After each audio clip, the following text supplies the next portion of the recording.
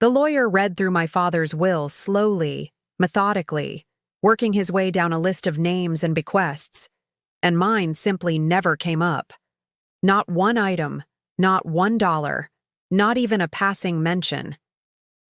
I sat there in that small conference room, waiting for my name to appear somewhere in that document, and it never did.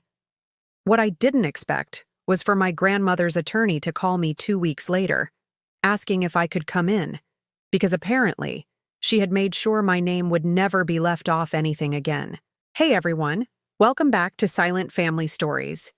If you're new here, this channel is about the quiet, real moments inside families, the ones that don't make headlines but shape people for the rest of their lives. If that kind of story matters to you, go ahead and hit subscribe now, because there's a lot more of this coming your way. All right, let's get into it. My relationship with my father had been complicated for as long as I can remember, though the exact nature of that complication shifted over the years.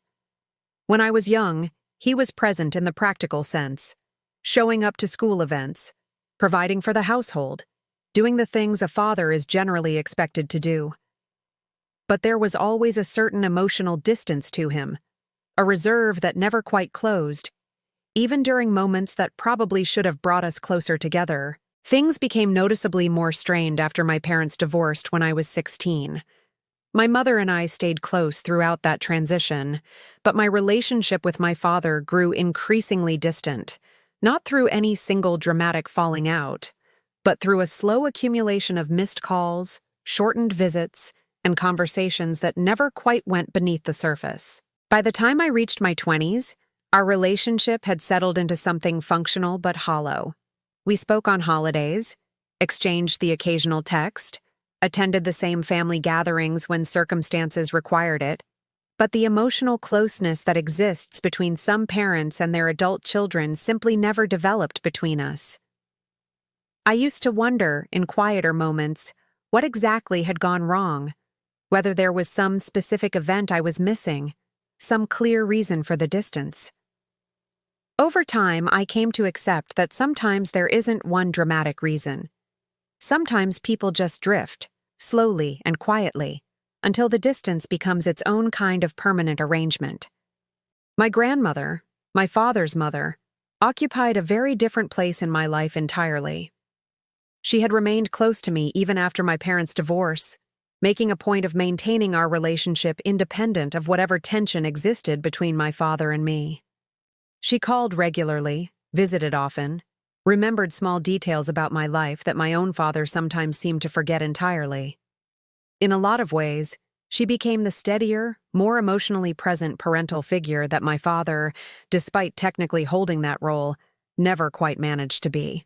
My father passed away somewhat unexpectedly a little over 2 years ago, from complications following a medical procedure that, from what I understood, carried known risks, but wasn't expected to result in the outcome it did.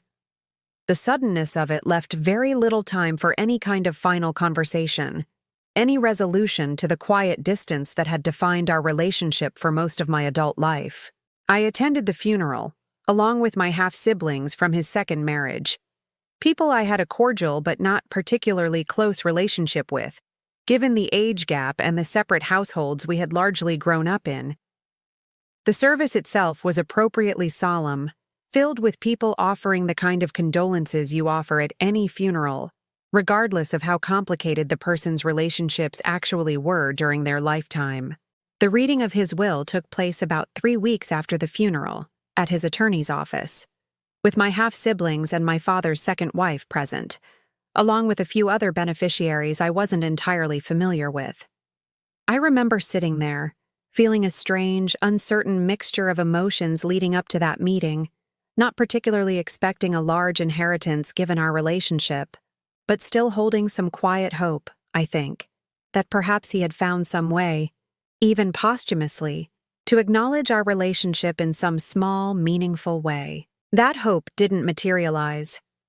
As the attorney worked through the document, item by item, my half-siblings and their mother received the vast majority of his estate, his home, his savings, various personal belongings distributed among them. My name never appeared, not even in reference to some small sentimental keepsake. It became clear, sitting there in that room, that whatever complicated feelings my father held about our relationship, he had apparently chosen, quite deliberately, to formalize that distance permanently through how he structured his estate. I want to be honest about what I felt in that moment, because I think it matters to the rest of this story. It wasn't primarily about the money itself, though I won't pretend that didn't sting on some level too. What hurt more was the finality of it, the confirmation, in a formal legal document, that whatever distance had existed between us throughout my life had never softened. Not even at the very end. Not even enough for him to leave me something small as a final gesture of acknowledgement. I left that meeting quietly, without making a scene, thanked the attorney for his time, and drove home feeling a heavy, complicated grief that had less to do with losing my father and more to do with confirming, in the most formal way possible, a distance that had shaped most of my life. About 2 weeks later, I received an unexpected call from a different attorney's office, one representing my grandmother's estate. I remember feeling confused at first, since as far as I knew, my grandmother, while in her mid-80s, was still very much alive and in reasonably good health. The attorney clarified that this wasn't related to her passing, but rather to some updates she had recently made to her own estate planning, and that she had specifically requested I come in to discuss a portion of it directly with her present. When I arrived at that meeting, my grandmother was there herself, looking a little more tired than I remembered from our last visit, but sharp and clear in her thinking as always. She explained before the attorney even began going through any paperwork that she had been deeply troubled by what happened at my father's will reading, information she had learned through one of my half-siblings shortly after it occurred. She told me, in that same steady, warm voice I had known my entire life, that regardless of whatever unresolved distance existed between my father and me, she had never once doubted my place within this family, and she wasn't willing to let that distance define what happened after she was gone as well. The attorney then walked us through the updated details of her estate plan, which included a clearly defined, formally documented provision ensuring that I would receive a meaningful portion of her estate, structured thoughtfully to account for both financial support and some sentimental items she specifically wanted to make sure came to me, including a small collection of family photographs and a piece of jewelry that had belonged to her own mother. I want to be careful here, because I don't want to present this moment as some simple, tidy solution to the deeper grief I still carried from my father's will. Grandma's decision didn't erase the pain of being formally excluded by my own father, and it didn't magically resolve decades of emotional distance between us either. What it did offer me, though, was something significant in its own right. A clear, deliberate acknowledgement from someone who had always genuinely valued my place in the family, offered not out of obligation but out of real, consistent love. Sitting there in that office, I asked her gently why she felt the need to do this now, rather than simply letting her existing estate plans continue as they were. She explained that she had actually revised her plans specifically after learning what happened with my father's will, feeling strongly that she didn't want any ambiguity to exist about how she felt about me, especially given everything I had already been through emotionally in the weeks prior.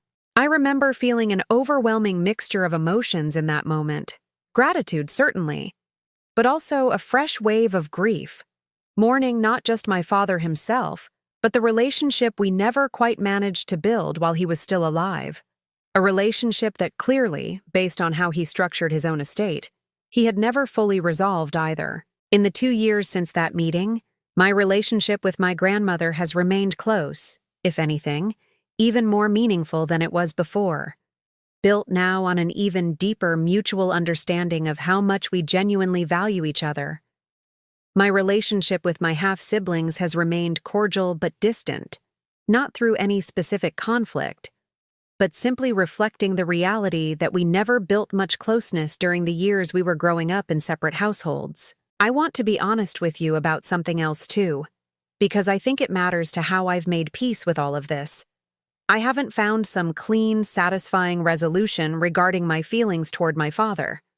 I don't think I ever will. Not fully. There are still moments, sometimes unexpected ones, where the grief resurfaces. Not just grief over his passing, but grief over a relationship that never became what I quietly hoped it might. Even into adulthood, I've had to learn to hold that unresolved grief alongside the genuine gratitude I feel for my grandmother's love, without expecting one to fully cancel out the other. What I've come to understand from this experience is that closure doesn't always arrive in the form we expect, and sometimes it doesn't fully arrive at all. My father's will didn't offer me closure. If anything, it confirmed an absence that had existed for most of my life. But my grandmother's response to that absence, the deliberate, loving way she chose to fill part of that gap, taught me something important about the difference between love that is consistently, actively shown, and love that, for whatever complicated reasons, remains permanently withheld, even until the very end. I've also come to understand that it's possible to grieve someone while simultaneously acknowledging the real limitations of the relationship you had with them. My father wasn't a cruel man in any dramatic sense. I don't believe he set out to hurt me through how he structured his estate. I think more likely, the emotional distance that defined our relationship throughout my life simply extended naturally into how he handled his final affairs, a quiet continuation of patterns that had existed for decades, rather than some deliberate, calculated act of exclusion. If this story resonated with you, if you've ever experienced the particular kind of grief that comes from being left out or overlooked by a parent, whether through an inheritance or in other ways throughout your life, I would really love to hear about it in the comments below. This community continues to share incredibly honest, meaningful stories, and I read every single one that comes through. And if you know someone who might need to hear a story like this today, maybe someone currently navigating complicated grief involving a parent they never fully reconciled with, please consider sharing this video with them.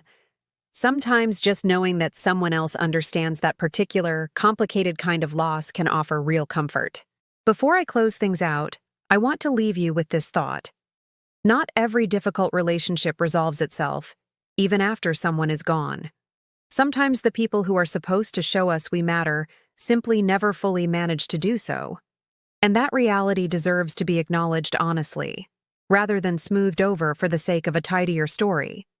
But sometimes, if you're fortunate, there are other people in your life, people who show up consistently, deliberately, and without condition, who remind you that your worth was never actually in question, regardless of what any one relationship failed to reflect back to you. Thank you so much for watching this story all the way through. If it meant something to you, make sure you're subscribed so you don't miss the next one. Drop a comment, share this with someone who needs it, and I'll see you in the next story. Take care of yourselves, and take care of the people who choose, consistently, to make sure you know exactly where you stand with them.